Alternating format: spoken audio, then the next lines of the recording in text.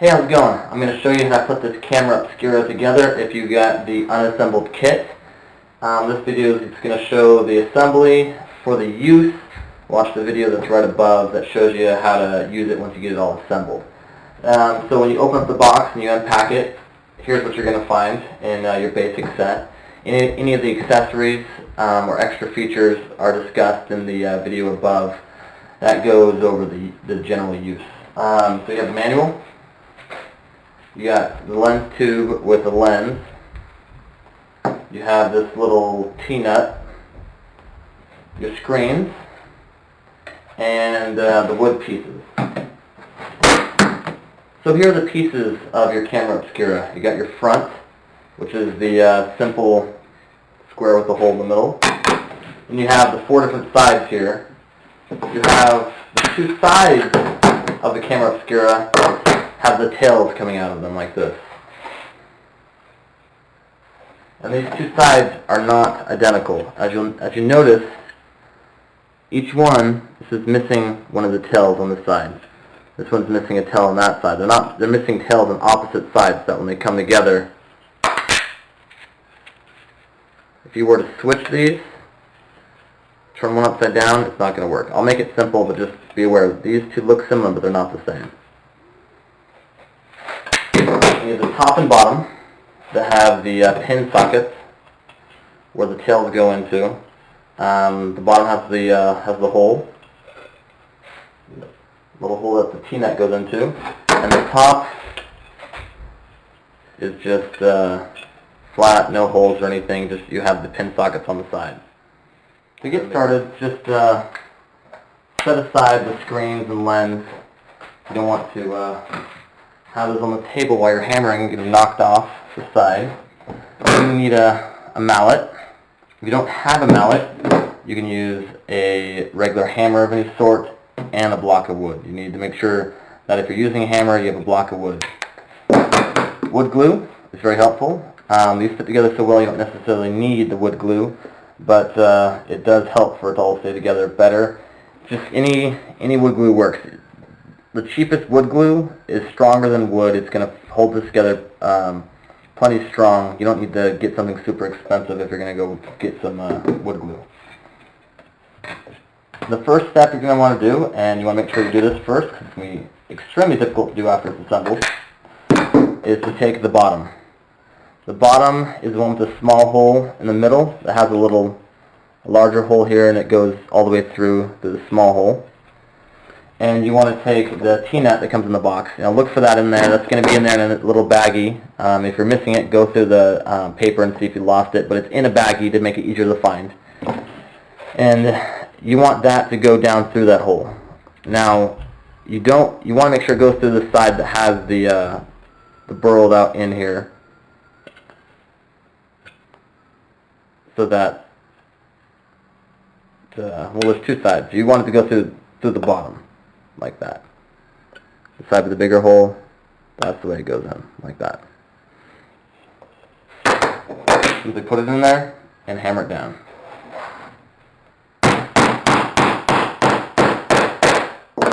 Make sure it goes down square and straight. You notice I kind of turned as I hammered, instead of kind of going over one way, I turned to keep it straight. So I got the end on the bottom where it comes through.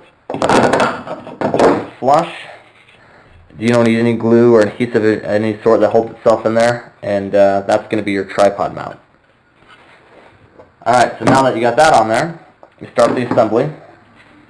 Let's just do a little exercise before you start to envision how this is going to go together. Now, there's a particular order you want to put this together to make it go together easiest. I will show you first just how the pieces are going to work, not necessarily in the order you will assemble them. So put down the bottom, take the sides, and you lay the sides out by the bottom, lay them out next to it, like this.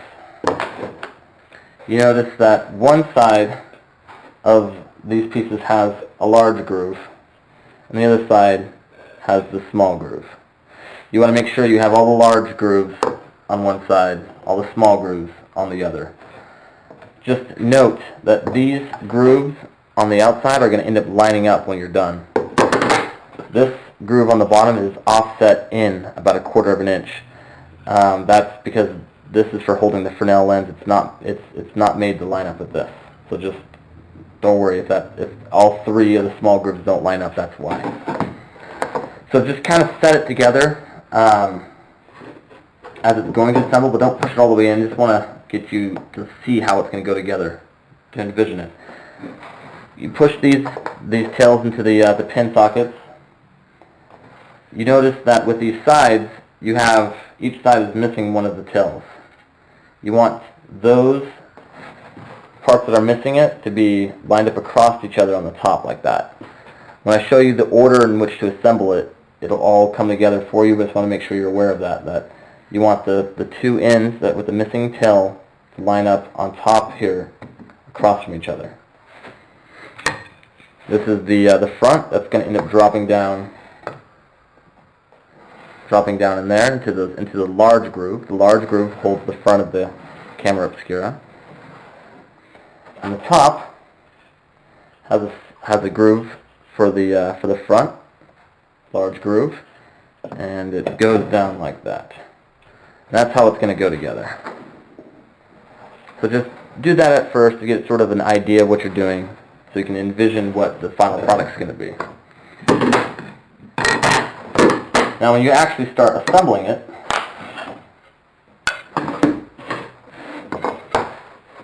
take one of your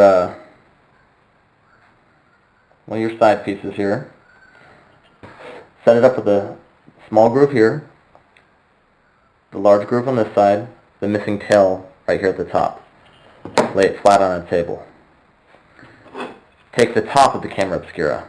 It's the piece that has the pin sockets and no hole in it. It's shorter when compared with the bottom. This is your top piece. It's going to go right here.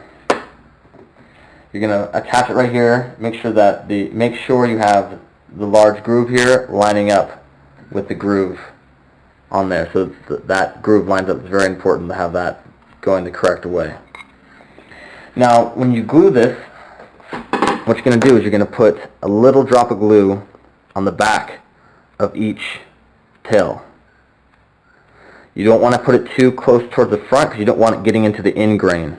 If you get glue going into the end grain here on the ends of these tails, it's going to be hard to get out, and it's going to discolor when you stain it. Now you can leave the glue out altogether. If you don't want to use glue, that's fine. It holds together tight on its own. You're never going to notice a difference, but it does have a certain increased level of permanency when you use the glue. It's always best, but it's not necessary because this isn't going to be under a lot of stress. And if it does start to come apart after a few years, you can hammer it right back together. But glue is recommended, so that never happens. You're going to skip that tail because it's all got the large groove going through it. These other ones, just put a little drop on top of each one. And take your top piece, being careful to not get the end grain into the glue. So you don't want to slant down into that glue. Just make sure you line up correctly. Put them on there. Line on there. And you take your mallet and you hammer it softly across. You don't want to hammer it all the way down on one side and then all the way on the other side, because then you'll get it all cockeyed and it won't go down smoothly and you could possibly break the pieces. So just work it across. Work it across as you go, hammer it. If you don't have a mallet, just take your block to protect the wood and then use a hammer. Every time in this video you see me using the mallet, if you don't have a mallet, just do this instead. The same thing. I'm going to show you the rest of the video using the mallet, but if you don't have the mallet, a block and hammer work just as well. Just make sure the block is there to protect the wood. A hammer is too blunt. It'll damage the wood. Use something to protect it, and you're just as well off. Now flip it over. grab a wet rag, which you should have handy, and clean out any glue that spills out. And you want to get it here and hammer it some more.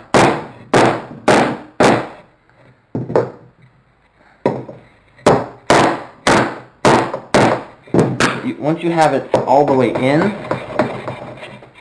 you should see that it's tight on the inside, and the tails should sink into the pin sockets a little bit so that the pin sockets are sticking out above it just a tad, and that's going to stand off.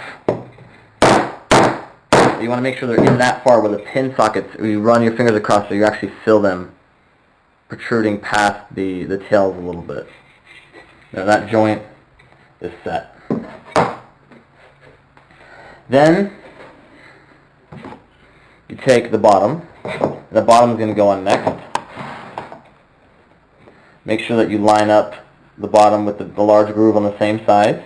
It goes on the same way. You're going to push it straight down like that. Here's the top, here's the bottom. And go down just like that. So again, you want to take your glue across here. I'm going to skip this tail because it's got a groove going through it. Just put a little drop top of each tail. I think I'm going to take off a little bit of the excess to make sure it doesn't splooge out and get on my end grain.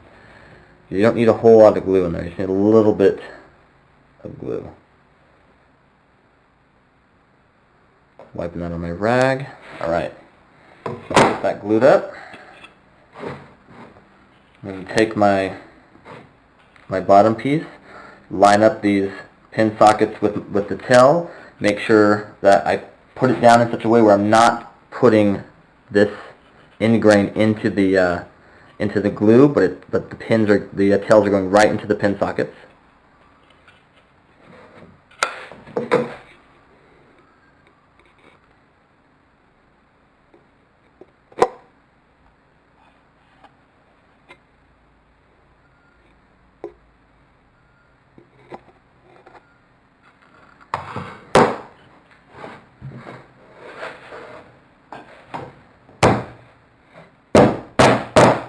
Again, he's hammered across. Small taps going across from one end to the other. Again, do not hammer down one side all the way, then the other side all the way. Do not do that. That could crack the wood, and it's not good. Work it across. Flip it over and look at how it's coming here. If there's any excess glue, get it off quickly. And then finish by hitting. Now you're going to be hitting the back of the where the tails are. Push them all the way through. You notice where I'm hitting. I'm hitting right there. Make sure the pins. Make sure the tails go all the way through, and the pin sockets are sticking out just a little bit, just like before, just like on the other side. Alright.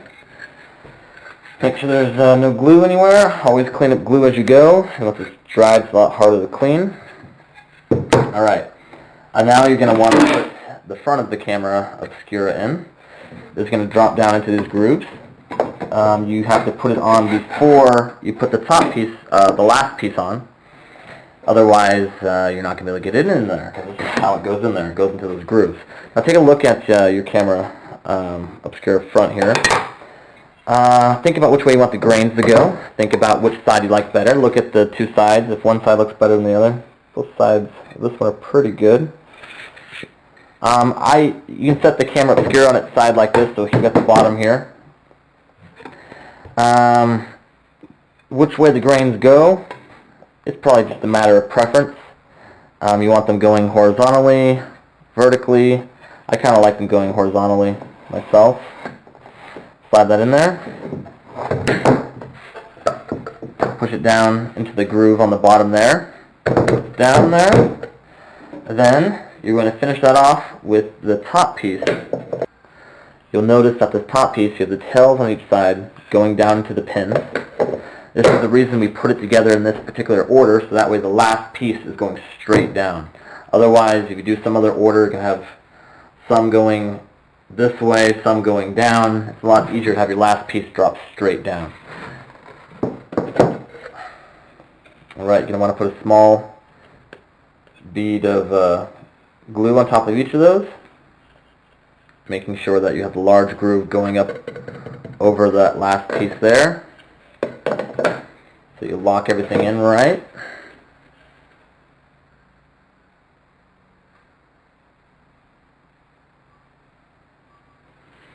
I skip any tail that has a groove going through it.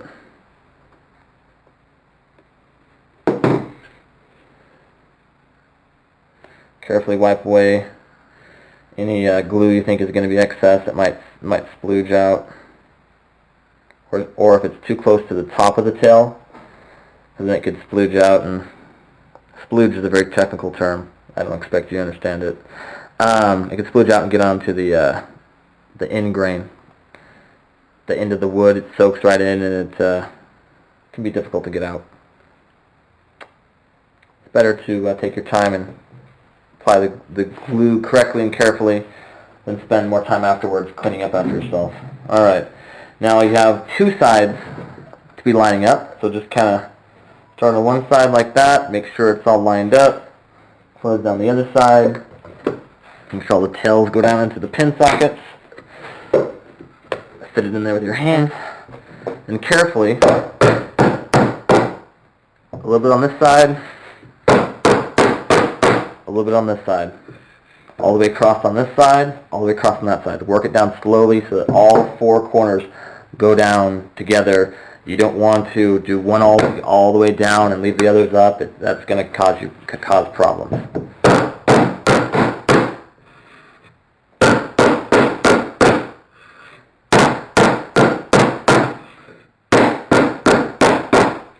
And again, for the last few strikes on here, you want to hit back a little bit from where the pin sockets are to make sure that the tails go in and past, so that these pin sockets actually come out a little bit.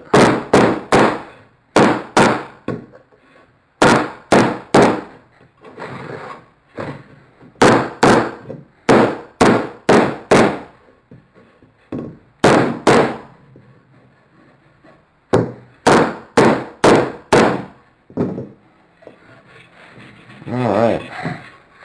Make sure everything's tight. Look inside. Make sure these joints on the inside are all tight. Everything's butted up to each other. Take your rag and wipe off any excess glue. I don't really have any excess glue, but I'm just looking around. Make sure everything looks good. Now, before you get any further, you're going to want to test to make sure your screens fit.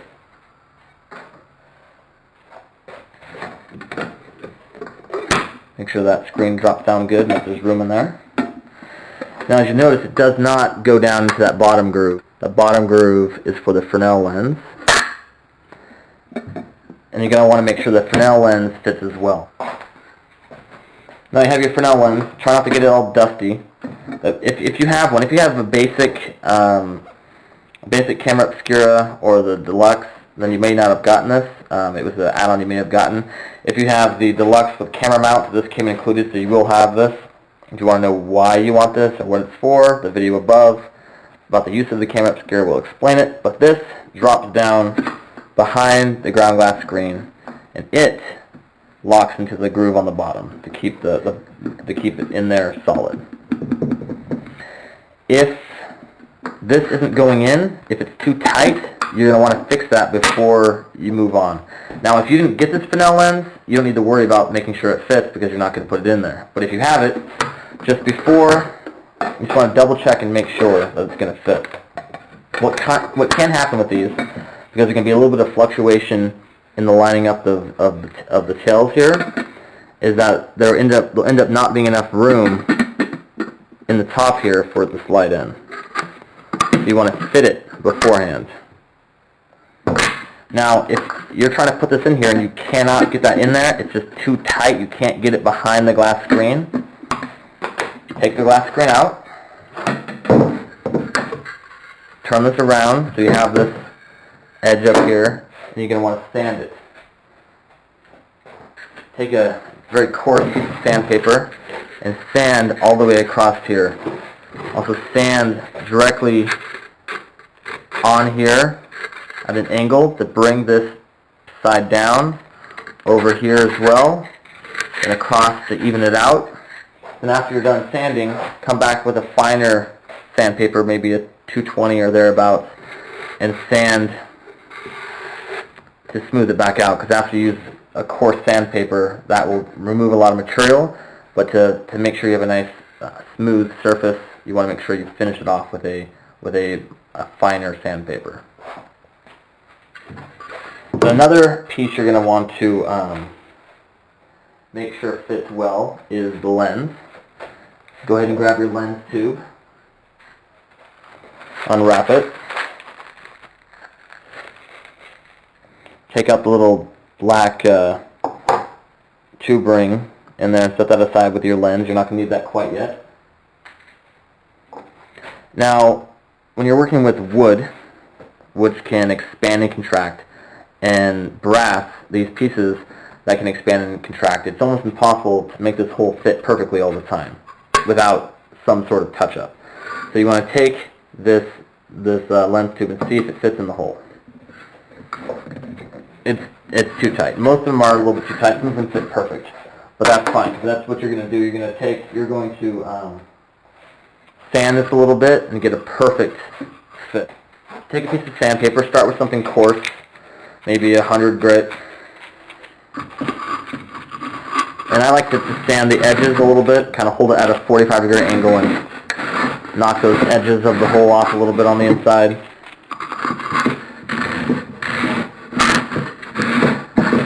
On the inside and the outside.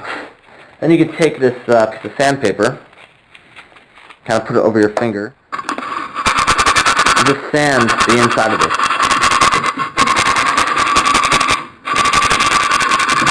Spin it around as you go, and don't take off too much. If you take off too much, the lens will be loose. That's not good. Sand a little bit, then test. And something that can help speed this process up is you can take a dowel, or in this case I took a little piece of pipe, something round that's smaller than the hole, and you can take a piece of sandpaper and wrap it around there, and I glued it on there so that you have this little sandpaper on a rod that you can use to sand the inside of this hole.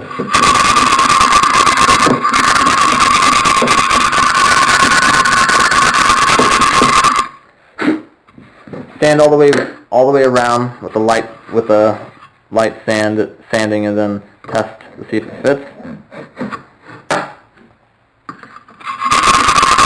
Repeat that process until it fits snugly, but is still able to move in and out the focus.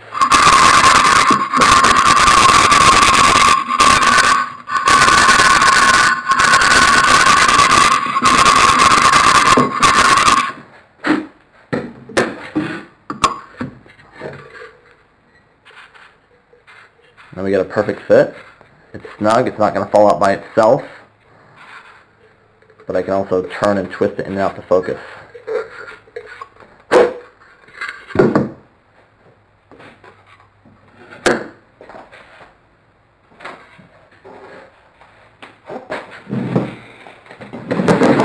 Alright, now, before you finish this with a stain, you're going to want to sand it and prep the wood.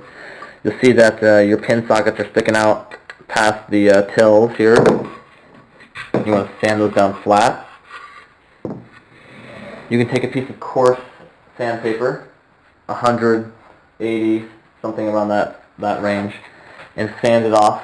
The same, you can use the same sandpaper you used for the hole. And make sure that when you're sanding, you're going parallel with the grain. You don't want to go perpendicular with the grain. That's going to cause a little bit of damage. It'll be harder to get out. Now with these parts, you can go across like this because you're standing on this end grain. Just make sure as you get closer to the bottom, you switch to going this way.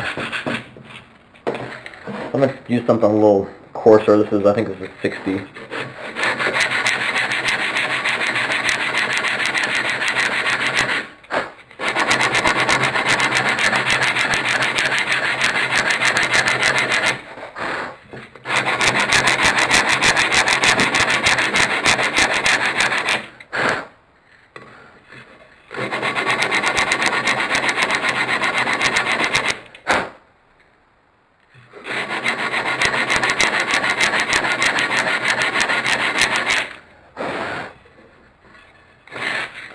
be careful as you get lower that you switch to going parallel with the grain.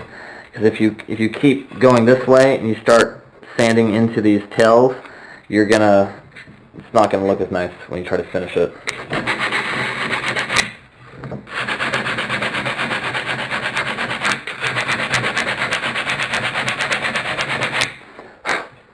Now you keep finishing that until it's completely flush on all four sides. Something that can speed up this process is an electric sander. You're going to want to start with your more coarse grit. This is a piece of 100 grit. If you don't have one of these, it's not going to be at the end of the world. Just take a little bit longer to do it by hand. It's not worth running out and getting it just for this project. Although, if you ever shop at Harbor Freight, you can buy one of these for 20 bucks, maybe cheaper, and it's probably good for about one use, so it'll be perfect.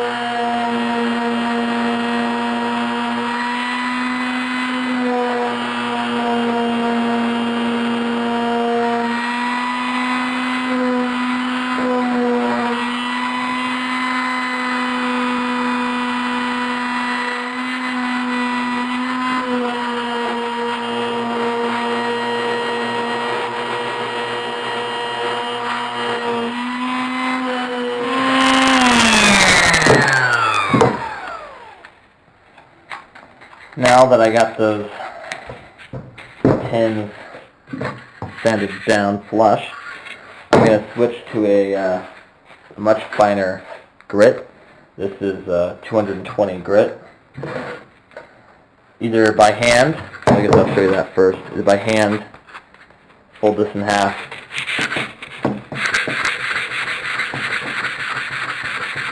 go across, sand everything smooth and even.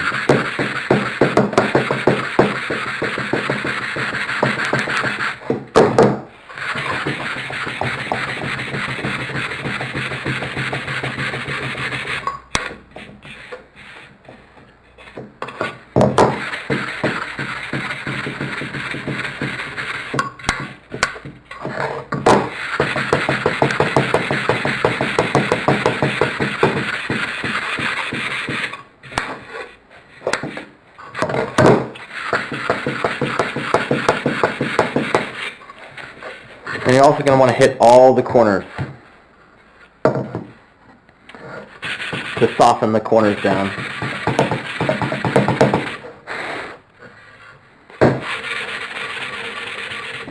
All the way around on top here, carefully getting all these corners, softening them down a little bit.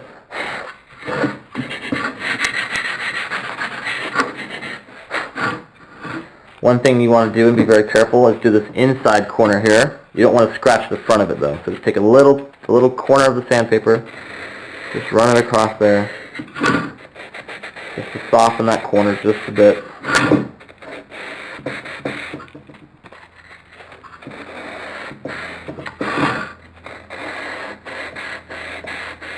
Sand all the fronts of it. Back as well. Soften all these corners. The inside as well. The tops of each of these, sand that down, soften all the corners. Any sharp edge, you don't want to be sharp, sand it off.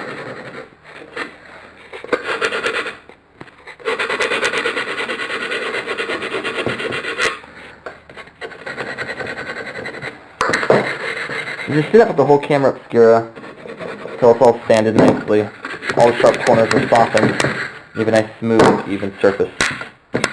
For the sake of time and convenience, I'm going to put the sandpaper into my electric sander. You just as well do it by hand, but if you have this, one of these, it makes it go faster.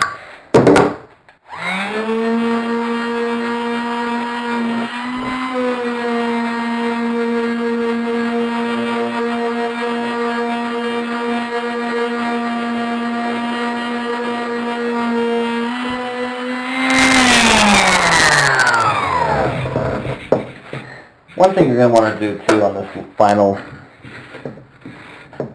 sanding with the 220 is look for any gaps you see in here. You want to fill them with wood filler, or another thing is you take some of the dust that you created, sweep up this dust, which is everywhere, and mix it with the glue you used, and put it down in the cracks. Now don't use that too much, only if there is cracks. Most of them won't have any. This one,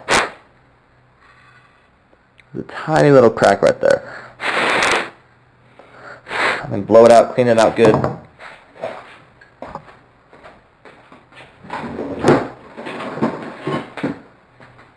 I have some Walnut wood filler I got from Home Depot. And put that down in there. When you're dealing with wood, it's almost impossible to stop little cracks like that. You just fill them up and it'll disappear. You won't even see it. Alright, where was I?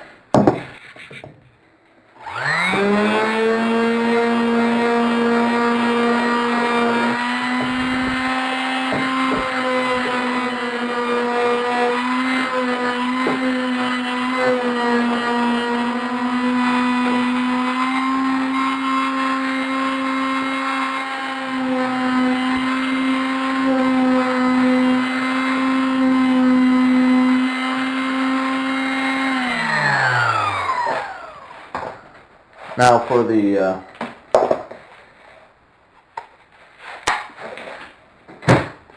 front of the Camera Obscura, I'm about ready to say why didn't I tell you this earlier, but you can sand this before you put it in here,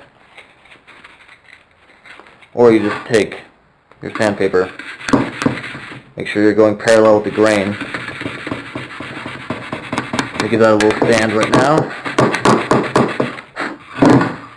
It's really not that much harder to do it before or after.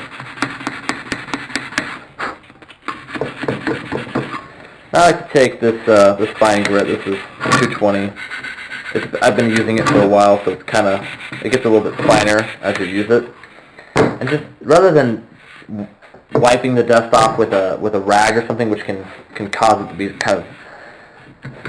it can make it get, I don't know, I don't like wiping it down with a rag. It kind of brings up little pieces of wood and makes it feel all bristly. But if you take a fine piece of sandpaper and use that to wipe off the dust, going back and forth, parallel with the grains, just finish off everything by hand. I like the look that gives you.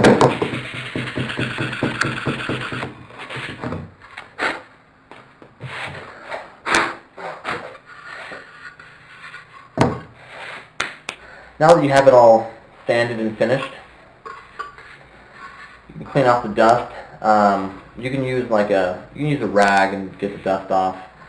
Just need a sort of way to get it off there. Blow it off. Use the air compressor. I like to use a vacuum cleaner. Don't rub the plastic directly on there and make little streaks, but just rub it across in your hand and it sucks it out and it gets all the dust out of all the little crevices. So to get it all dust free, then go down to your local hardware store and buy any sort of wood finish that you like and apply it as directed on the bottle. I'm going to just give you a few tips that are particular to a Camera Obscura. First off, you got the maple Camera Obscura. The maple Camera Obscura is the one with the lighter wood. This is not the maple, this is the This is the walnut. Here's an example of a finished maple Camera Obscura. You're going to want to paint the inside of it black. Because the wood is a light color, you want to paint the inside black because you want the inside of the Camera Obscura to be dark. Because it reduces reflection and gives you a brighter image. So you can mask off the edge here with masking paper. You just spray black paint on the inside. Rub it in by hand. It's not, it's obviously very small, won't take you very long. Just paint the inside black for the maple. For the walnut, you can leave the inside plain. You don't need to darken it up. It's already darker colored wood, and that's good enough. When you choose a stain, I use this spray varnish from Lowe's. I sprayed it on. You have to spray it, let it dry, flip it over to the other side, spray it, let it dry. It worked really well. Brought up natural color really beautifully. Now, if I was you just doing one Camera Obscura at a time, I would get some sort of teak oil. Make sure it's natural, no color. You do not want to add color to this. These are beautiful natural woods. I recommend not using anything with color. Do whatever you want. It's your Camera Obscura, but I think it's best to let the natural colors show. And then just use that. You can rub it on with a rag. Finish it however you want. It's your Camera Obscura. Please enjoy the process. I hope this was a fun process putting this together. And the video above will show you how to use it and how to get started. And before you do that, let me show you real fast how to get the lens put together. When you unpack it, unwrap it, you'll see that inside the lens tube is this little ring. And you got, say, a box or some sort of little wrapping with a lens in it. Unpackage it. Then you just drop that lens down into the tube so it rests on the inside there, inside that little rubber ring that's already in there. Try not to touch the front of the lens too much. Center it on the bottom there, make sure it's centered. Take this ring and push it down. Push it all the way down. Then what you're going to do is put your finger and press that all the way down. Turn it and press that down so that it's down flat against the lens all the way around on the bottom there. Then it'll stand there good for you. Thank you so much.